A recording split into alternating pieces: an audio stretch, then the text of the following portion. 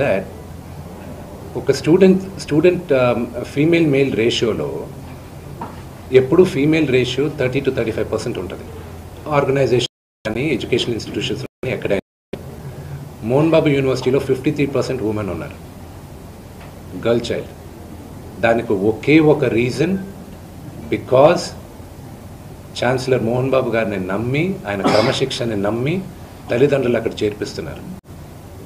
So అది మాకు దేవాలయం, అది మా గుడి గురించి తప్పుగా మాట్లాడితే అది దట్స్ నాట్ రైట్. రెండు వైపుల నుంచి చెప్పాలి. తమ్ముడైతే నాన్నకు పోలీసులు సపోర్ట్ చేస్తున్నాను, నానైతికంగా రాజకీయ నాయకులు ఒత్తుల మీద పోలీసులు పనిచేస్తున్నారు. ఈ సమస్య పరిష్కారం సార్ లీగల్ ఏమండి? ఒక నిమిషం, అది మీరు అన్న దాంట్లో కొంతవరకు సెకండ్ పాయింట్లో న్యాయం ఉంది. అది ఇప్పుడు బయట చెప్పుకోవట్లేదు, ఎందుకంటే అది పొలిటికల్గా ఒక అన్నెసెసరీ ఇది ఉంది. అది మెల్లగా మేము మాట్లాడుతున్నాం. ఫ్యామిలీ రిజాల్వ్ చేసుకోవాలి, ఫ్యామిలీ విల్ రిజాల్వ్ ఇట్.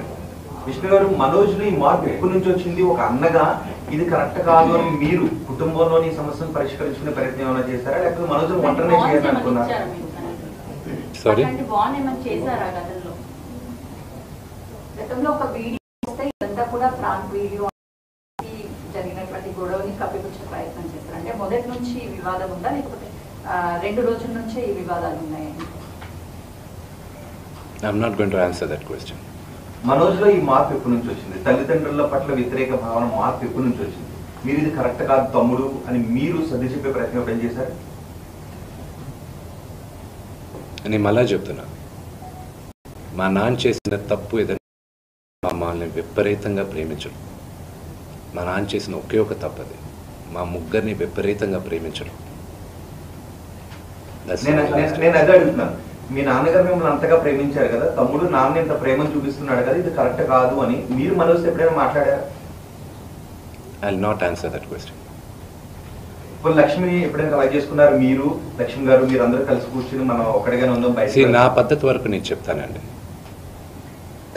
మా అక్కకి నాకు భేదాభిప్రాయాలు ఉన్నా కూడా ఆ అమ్మాయి నన్ను నోటుకొచ్చినట్టు తిట్టినా కొట్టినా పడతాను.